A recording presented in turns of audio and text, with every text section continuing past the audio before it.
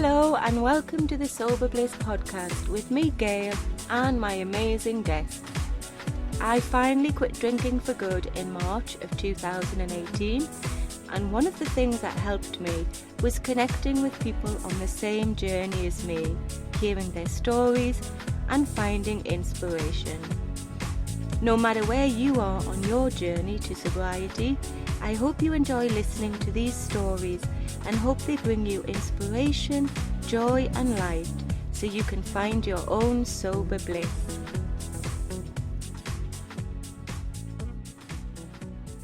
Hi everyone and welcome to this week's podcast with me, Gail from Sober Bliss.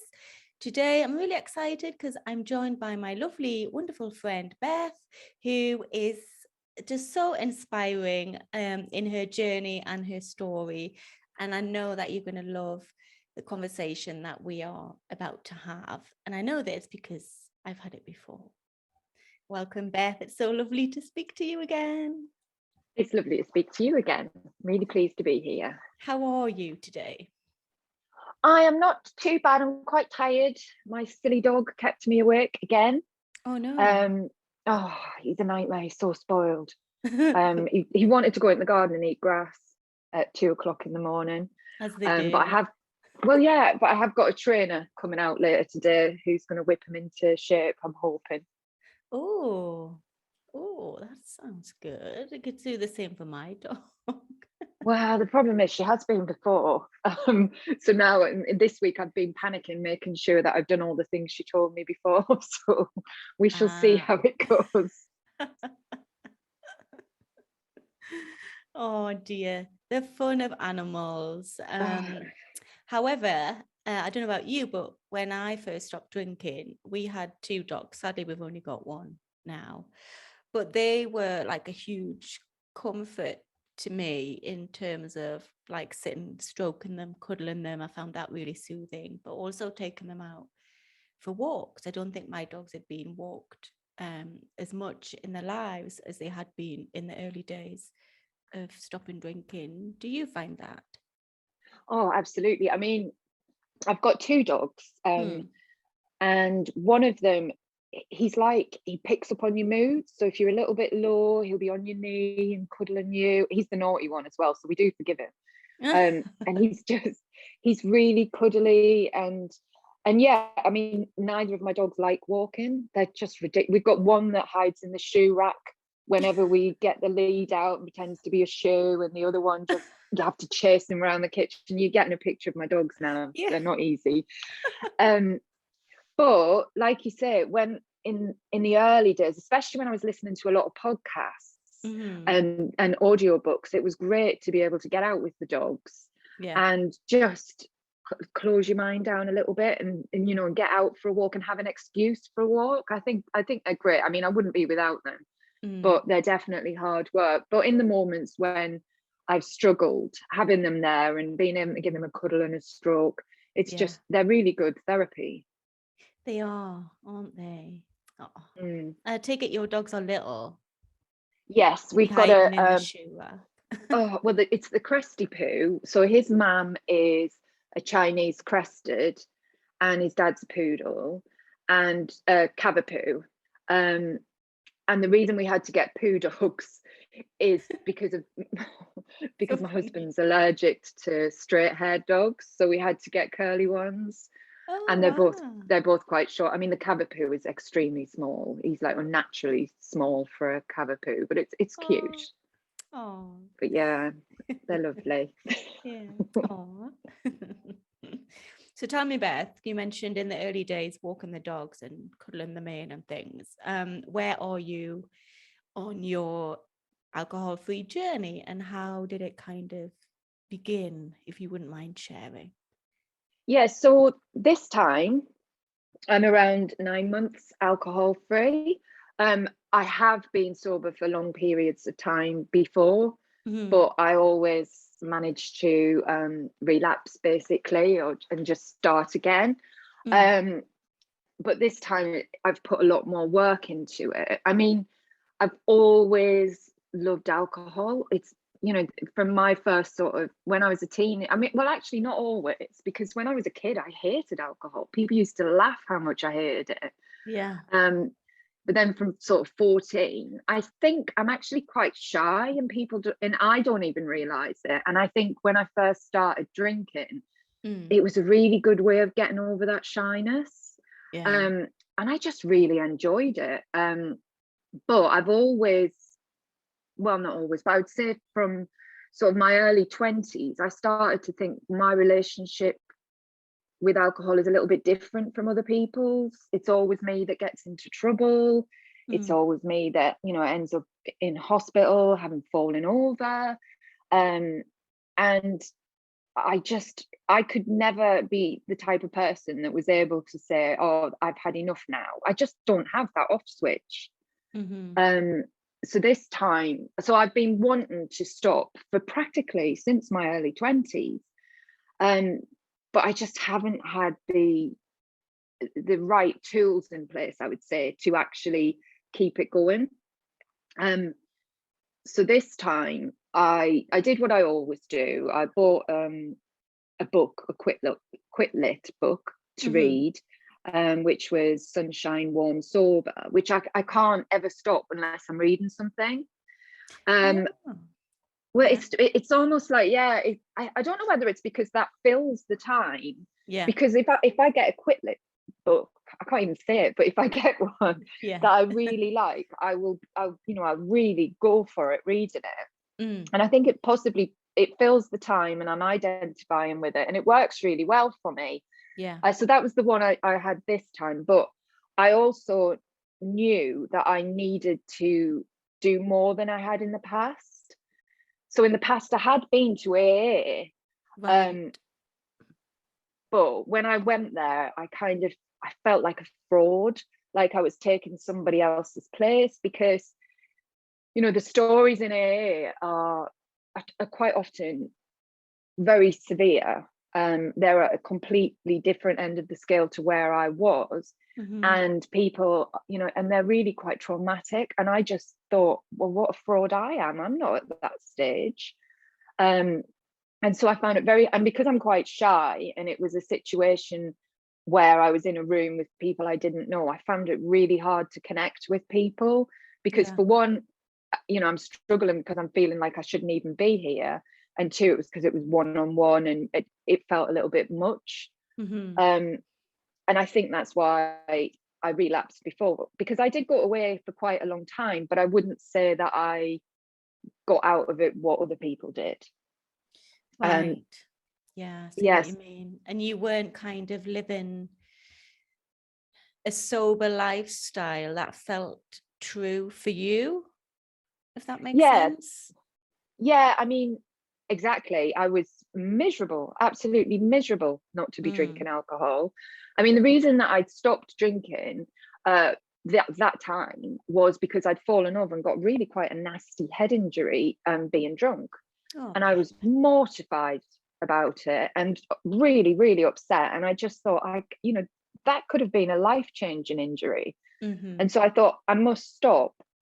And so I had the pink cloud where, you know, I was really excited that I'd stopped, and I wouldn't go to the pub and this, that, and the other, and I was going to AA. But then as it went on, because that was it. I was then eventually, we were going to the pub, but I was drinking non-alcoholic, which is fine for me.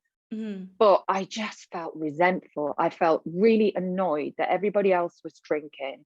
I felt like it was just a bit rubbish that I couldn't drink. If someone would say to me, oh, wow, you're doing well, I'd be like, well, am I? And they'd say, how do you feel now you're not drinking? And I'd be like, rubbish. And I just was resentful. So it was pretty obvious at some point that I was going to relapse. And then what happened was we went for our wedding anniversary, for our wedding day, someone had bought us a cream tea at a really nice hotel near where we live. And everybody was having champagne and I was having a cup of tea. And because I was still feeling a little bit bratty and annoyed that I couldn't drink, I decided I'd have one glass of champagne. Right. Which of course led to more glasses of wine, and basically then I relapsed. and it took me 2 years to get back on again. Mm-hmm. Yeah. And was there like a triggering moment this time which made you think, okay, I'm going to give this a go again, and this time I'm going to try and do it differently? Yeah, I basically, during lockdown, my drinking was ridiculous. Yeah. I was drinking more than I ever have, and Yeah. I was, constantly waking up on the sofa, which I just didn't want to do that. And I was ashamed of how I was drinking, and I think that even after I'd started drinking again, I regretted it really quickly, but I couldn't get back on. Yeah, I think that's quite normal for that to happen. So this time we'd had somebody over for dinner, and I wasn't going to drink, but it was quite a stressful dinner. So I had a few glasses of wine. Now I stopped quite early, but I woke up in the middle of the night and it felt like someone was sitting on my chest, and I had horrible palpitations and anxiety. And I said to my husband, do you know what? That's it. I'm done. I'm finished. And I mean, he's heard that a million times. So he's like, right, okay. But then I started reading, and then I started Googling, because I thought, I know that actually, first of all, I Googled to see if the AA group that I went to that was comfortable was online. And they said there was no information available. And then I started, I think it was on Instagram, there was something about a Zoom meeting. And I actually was looking for something different, but I found all a sober. Yeah. And then I got sober contacts there. So I spoke to Susan, who runs it. And then she put me in touch with another lady who I started chatting with. And then we were going on holiday. And I managed to stay sober the entire time, which was great considering the people who owned the holiday cottage greeted us with a bottle of Pinot Grigio, which I used to love. And it was, and I was like, oh my goodness. But it was fine, and we got through it. And then I started to go to Zoom meetings, and even though at first I was so shy and nervous, I decided that I would start speaking. I think they probably wished I'd stopped because every meeting I was talking absolute nonsense at them. But it just, the more I did it, the more sober connections I got, the more into it, and the more work I started to do, I started to really appreciate the fact that I'm sober. Yeah. And that was a revelation to me because of the fact that last time I was just so annoyed that I was sober. And now I'm over the moon about it. And, I write about it. I tell people about it. I'm not shy about it anymore.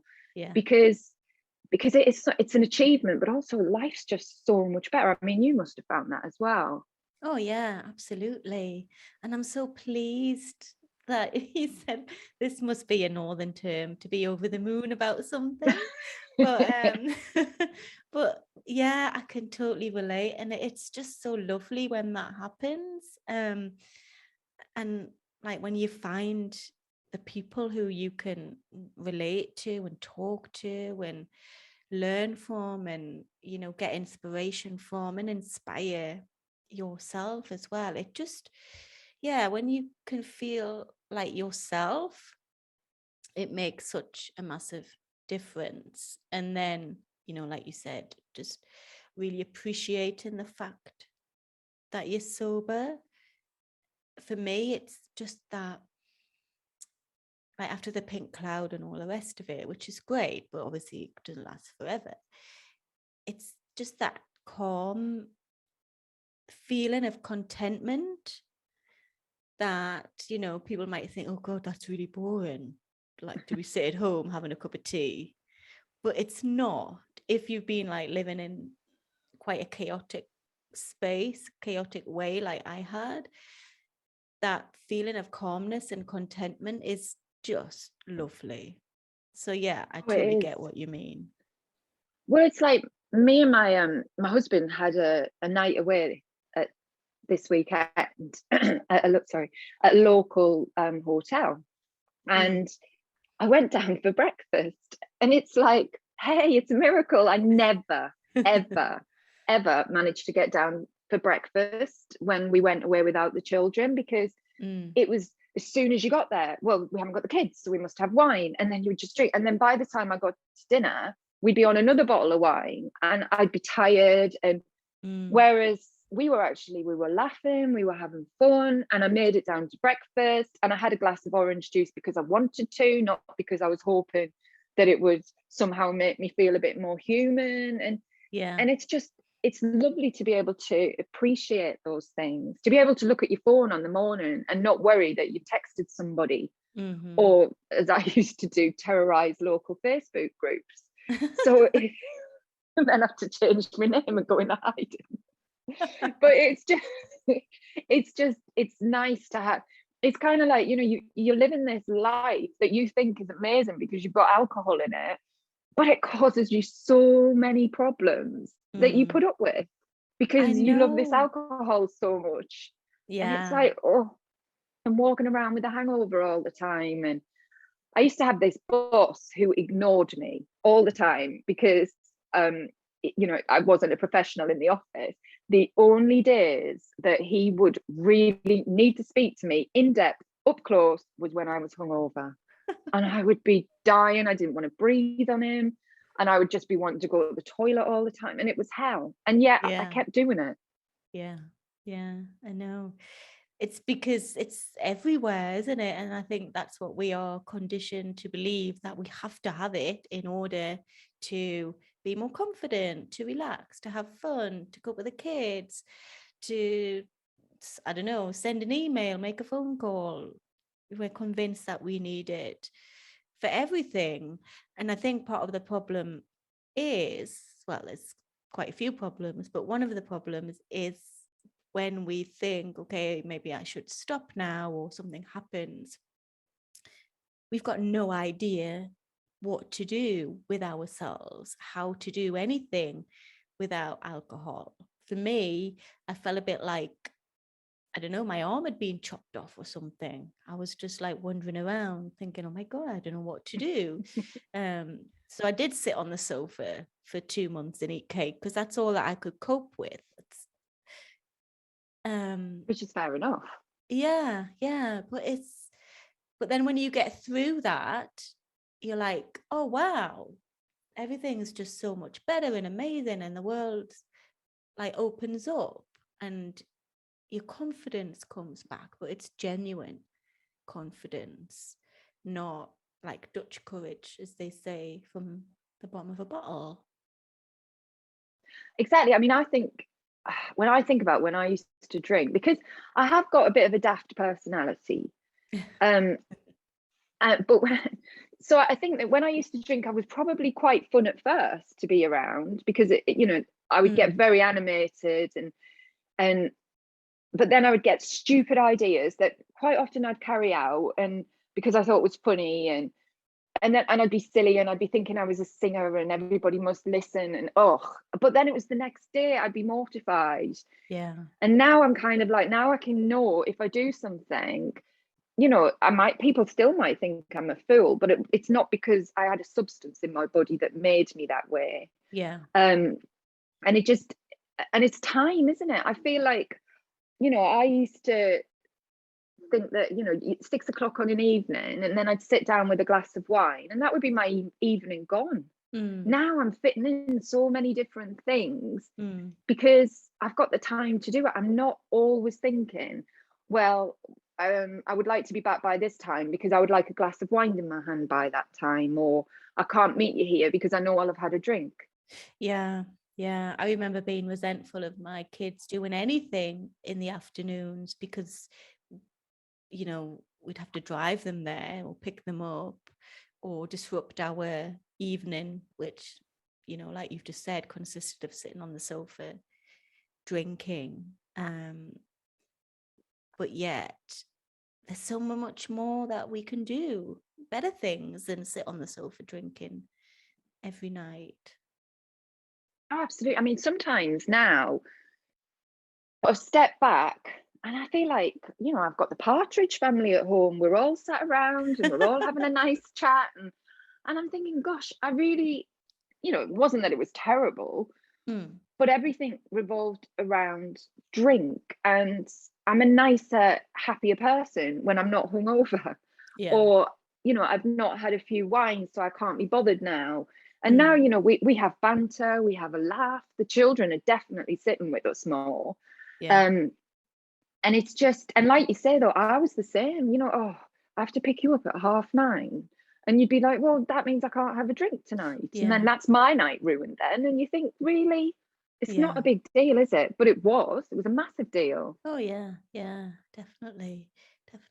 And it's not their fault because they don't understand. And it's part of my kind of I suppose still a little bit of guilt and regret is that I put my drinking first before my kids, like all the time, whether it was planning what I was going to drink, how much I was going to drink, or the next day recovering, like, we can't go to the swimming pool like I promised because I'm not very well. So you just stick them in front of the telly and hope that you'd feel more or less normal enough to be able to take them out later on.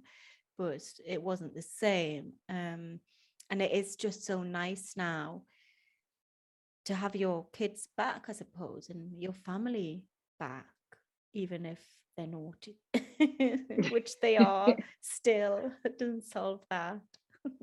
Oh, no. And I mean, every time we have a meal out, my teenagers spend the majority of time making jokes about me. But I'm kind of like, do you know what? I'm pleased because you're doing that, because I'm not going to take it the wrong way. Whereas, if you've got alcohol in you, you can get really offended over stuff, and it's ridiculous. Yeah, people are like walking on eggshells, tiptoeing around you, because I think we can be quite unpredictable when we're drinking. They never know which version of us is going to come out. Absolutely. And the weird thing is that I've always been a little bit scared of people who are drunk. Yeah. And yet I was one of them. I mean, a bit of a hypocrite, really, but I hate being around drunk people. Yeah. And even now we do now go to the pub, and I do drink alcohol free because I enjoy it, and it doesn't trigger me in the slightest. But I can only really handle a couple. Once I see everybody starting to get a bit slurry and loud, I just want to go home. Yeah. I know. Back to your cup of tea. Safety of your bed. Yeah, exactly. Oh, but there's no better feeling. There really isn't. No, exactly. And now the summer's coming, and it'll be a bit better. Sit in the garden. Yeah. With my cup of tea. Exactly. Yeah. I might even splash out and get an alcohol-free beer and make a shandy. Ooh. Oh, that's so funny. It was a great, when I invented it last year, I thought I was this genius. Everyone's like, it's even more watered down. Oh, but it's important though, I think, to have to feel like you're having a grown-up drink, which thankfully nowadays is a lot easier because there are so many great alcohol-free alternatives. Because I don't know about you, but not that I really drink alcohol-free beers or anything. I'm a massive tea drinker, but I just remember thinking, oh gosh, like what do people drink? Is it like all orange juice and Coke and water? And that's one of the reasons why I couldn't get my head around. How do people have fun? Like what do people drink when they're not drinking alcohol? So it is important, I think, to have that grown-up treat, if you like. Absolutely. And that's kind of exactly it. I think I wasn't really drinking a lot of alcohol free the last time. And it is like, you just want to feel like you're still doing something that's a treat that only adults would do. Yeah. But I mean, I do find it's getting better, but I've been in 2 hotels recently. One, when I walked in, there was a huge bottle of gin and a huge bottle of sherry, huge, massive, in the room. And it said, oh, it's complimentary, have as much as you like. Oh my gosh. Which I thought, well, I mean, I didn't drink either, but I just thought, wow, you'd think they would kind of check on that. Yeah. And they asked for feedback, and my feedback was, as a non-drinker, I would have preferred that you'd given me a non-alcohol option as well. They didn't even reply. They replied to everything else that I said. Now, this is what's strange. So the hotel we stayed at the weekend, it was a lovely, lovely hotel. It only had one alcohol-free option, and it was one that I just do not like. So I emailed them and said, you know, it's a lovely hotel, you know, your staff were amazing. The only thing I would suggest is perhaps just try it with just one bottle of alcohol-free gin, because I never drank gin. So I seem to find it a treat, but it doesn't trigger me. Right. And I said, you know, if you could have that behind the bar and perhaps a selection of alcohol, again, radio silence. And I do not understand why it's such a, you know, it's such a big thing not to do. Yeah. Because you could just buy one bottle of gin, what, £16 or something, and see if it's sold. But places don't seem to do it. It's alcohol rammed down your throat. Well, some of us don't want to do that anymore. Yeah, I know. And that is so frustrating. And it gets back to money, really. It comes down to money at the end of the day, because the more alcohol they sell, obviously the more people drink, then the more alcohol they want, so the more they sell. Whereas if it's alcohol free, you know, you're quite happy with one drink and then off to bed. I could never just have one beer. I'd want like No. 5 or 6, but I can sit and have like one sparkling water, and that's fine. So I think that's part of the reason why, you know, it does come down to money. But I don't know, come on, I think there's more non-drinkers now than there were even just a couple of years ago. Exactly. And the options that you have, it's normally this one generic alcohol-free beer that smells, and people always complain there's a smell when I drink it. So I just didn't want to do that this weekend. No. But or you're just drinking soft drinks with the kids, and it's just, and like you, I still now feel really offended at the thought of having just one glass of wine. I find that offensive. You know, when people say, oh, I'd love to be able to moderate, I think, well, I wouldn't. What's the point of that? You know, that's my brain has never altered, which is why I know I can never go back to drinking again. Because to me, I'm thinking, well, that's like having an itch and not quite scratching it. You'd have to keep going. Yeah. And so I just can't I still can't. And so this is when I know that, no, you're never going to be able to moderate because you don't even want to. So. Yeah, I know. So what are the best bits then of being alcohol free, Beth? Well, it's no hangovers, which is super. Amazing. You sleep. Oh, it is. It's great. I don't know why we want those. Having better sleep. Yeah. I've now got hobbies, which, you know, I never used to stick to anything. So I do swimming. I write my blog. I walk the dogs more. And I do a lot more reading. I listen to a lot more things. So I'm busier, but with good stuff. Yeah. It's being there for your children. You're actually present. Your brain's not thinking, yeah, that's very nice, but when can we have a drink on a day out? You know, it's being my husband, you know, although he didn't need to stop drinking, he's cut down massively just because I think sometimes I used to kind of force him because I was drinking. And so, you know, he's cut down absolutely loads because, you know, I'm not there always saying, because my code was always, oh, I could just have a glass of wine. Well, no, it's not a glass of wine. Everybody knows that's a bottle. And it's just, you know, and it's just everything really. And I feel like I'm more confident. I'm much more likely to say no to people now. Whereas before, I used to have this constant guilt that they knew I was drinking, that, you know, I'd done something wrong, I'd said something wrong, I didn't like myself anyway because I was drinking. So I was always on the back foot with everyone, whereas now I can say no, I can say, actually, that's out of order, actually, you could do this. And it just puts me in a stronger position in life, really, just because I don't have this guilt anymore. Yeah, so you're not like people pleasing to get rid of the anxiety and the worry and doing things that you probably don't even want to do, or maybe not doing things that you actually want to do because of the fear and the worry. Absolutely. I mean, the children are like, we go places. We went on that holiday in Cornwall. I mean, I love swimming. I was straight in the sea, even though there was jellyfish floating about that we later found out I probably shouldn't have been swimming near. But I'm like, it's in the UK, what can happen? And I'm in there swimming and I'm really enjoying myself. And my little boy was like, "Are you okay to do this?" And I'm like, "Well, of course I am." And I'm just getting involved in more things, playing pool. Whereas it's all stuff where I was just a bit lazy before.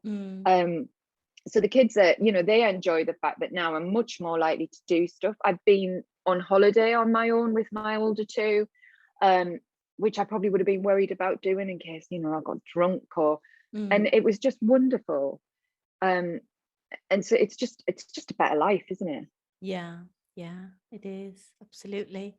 So what advice would you give to somebody who's sitting listening to this and thinking, okay, I need to do something. I want to do something. Well, I'd say have it in your brain. I don't stop straight away. I had to have it in my brain what I was going to do. And then I would say educate yourself, read constantly, get all of the quick that you can, read blogs, listen to podcasts like yours, and then start immersing yourself in the sober community. On social media there's lots of people you can follow, and just to get a little bit of motivation, there are lots of groups you can join, that have Zoom groups, or even on Facebook there's groups where you can just chat about it. You don't have to be face to face. Whatever you think is going to work for you. I mean, it might be that you do want to go to AA, but for me, I found that quite frightening. So I think the Zoom groups are a good way to start, because you don't even have to turn your camera on. You don't have to put your right name up. That's it. And it's mostly just get yourself ready and look at why you want to stop. Think about all the things in your life that are rubbish because you're drinking alcohol. And then just give it a try and see if it improves. But just be aware as well that you are going to eat all of the chocolate constantly, or the sweets. And and life doesn't get perfect, because I remember this time I saying to one of my sober friends, "Well, I'm feeling so much better. I'm thinking of coming off some long-term medication, which I can't come off." And it's kind of like, no. And they were sort of like, "No, you're just not drinking. You're not cured of all ills." But it's so easy to sort of think that now that you because it is such a massive deal. If it's worrying you, it is such a massive deal in your life. And once it's removed, you think, well, everything's perfect. And it's a bit of a shock when you find out it isn't. It's still tough. And it's actually going to get a little bit tougher when you have to deal with things without running to alcohol. I mean, I found that I was quite tearful at first, and all these things that I'd sort of coped with by having a drink, I was having to cope with. And it was quite hard, to be honest. I think as long as you have educated yourself and read lots about other people's experiences, you'll know what it is and to expect it. When you try and do this on your own, I just think it's too hard. I don't know anyone that could do it on their own. You're so right. I mean, it is absolutely amazing and life-changing, and you just feel brilliant. However, it can get really challenging, like with the emotions, for example. I remember sitting there often just bursting into tears for absolutely no reason at all. People would be like, "Mom, what's wrong? What's wrong?" "Oh, I don't know. I'm so happy." Exactly. So be prepared for a bit of a roller coaster with the emotions. And the hard things do feel more challenging, But I do think that you get through the difficulties a lot quicker and a lot easier because you have to face them head on. But you can, I think. It is a bit like a superpower, not drinking. No, I agree with you. There's been situations recently that have been quite challenging.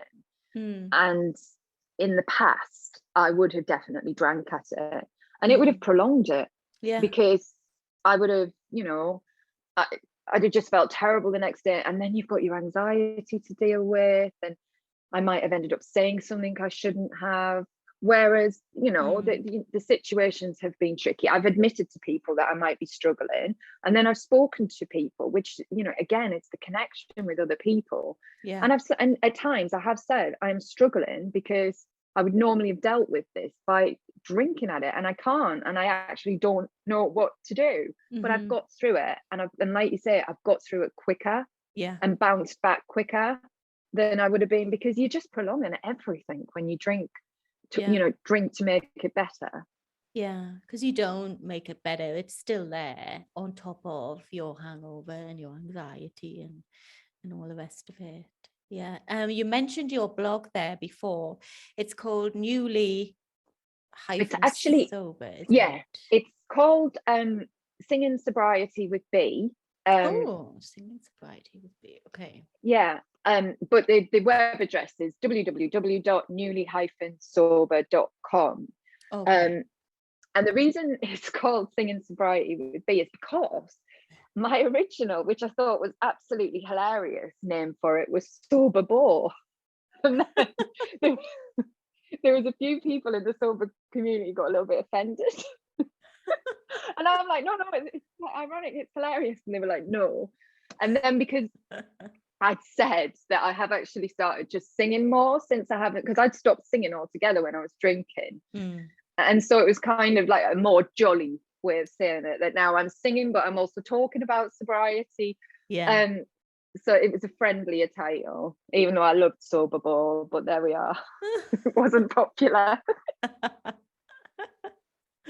Well, we put the link in the show notes so people can read what you've written. And you told me that you found it quite therapeutic to write about what you're going through. Oh, absolutely. I mean, at the start, I kind of did it because I'm going to say what everybody says. I did it to be accountable, but I genuinely did, because I've tried to journal before, but I get bored, and I had to do something. But if I'm sat at a computer, I just find things easier. And so I thought, well, let's start it and just, talk about my journey, and which I started it, and then I found that I was really enjoying it. Yeah. And then I kept, because I was doing a lot of swimming, and when I was swimming, I'd get all these ideas in my head, and it was all about, my recovery. And I thought, you know what, I want to write this down. A lot of it is for if I ever, started to think about relapsing, because I do think when you relapse, it's a long process before you do it. It's in your brain, and it's really whirring at you. I thought, I'm going to keep reading this and see what I've said and look at my journey. And now I'm sort of posting a lot about experiences I'm having. I mean, and it's really changed from the beginning. It is definitely showing my journey. And also, I think at the beginning of sobriety, when you're on the pink cloud, you tend to think you know everything there is to know about sobriety. You're an expert. You're this, that, and the other. And then I'm not. And that's kind of what I've realized. But I'm just, I did do a post about having, the night away from home, because it's just, it's all new experiences and how we're getting through them. And so it's kind of that. And I just find it so cathartic. It's great to get it out there and written down. It is. And I love it that it's out there for other people to read and get inspiration from as well. As you say, it's accountability for you, but then you can look back and see like just how far you've come and how much you've grown as a person, and all the new experiences that you've had, because I think we tend to forget just how amazing this thing is that we're doing, and maybe how far we have come. especially when life gets a bit dull and boring and difficult, you're like, oh gosh, you know, is this it? Is this really what I signed up for? Well, we seem to in the Zoom groups, it does seem to be that people get to their 1 year anniversary and they actually go a little bit downhill because exactly that. It's kind of like, well, is that it? What happens? Is there going to be like fanfare? And, yeah. and it's kind of like, no, you're just not going to drink for the rest of your life. And it's and I've got to admit, even I still, you know, sometimes think, oh, am I boring? And then I think, and like you say, I look at my blog and I think back to things, and I watch telly. And if you want to not drink anymore, watch reality TV.